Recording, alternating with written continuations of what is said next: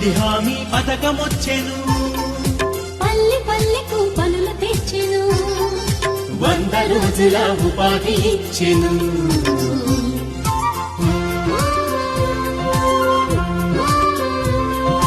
వలసలు ఇకపై వలదని చెప్పెను, పల్లెవాసులకు ధీమానిచ్చెను, కనీస వేతన చట్టం తెచ్చెను.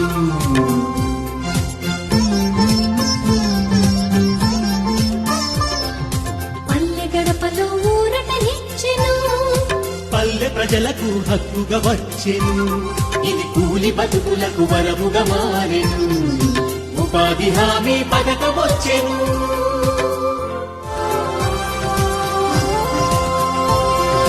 ఉపాధి హామీ పథకమొచ్చెను, పల్లె పల్లెకు పనులు తెచ్చెను, 100 రోజుల ఉపాధి ఇచ్చెను.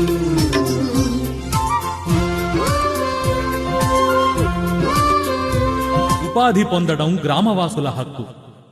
జాతీయ గ్రామీణ ఉపాధి హామీ పథకం, గ్రామీణాభివృద్ధి శాఖ, ఆంధ్రప్రదేశ్ ప్రభుత్వం.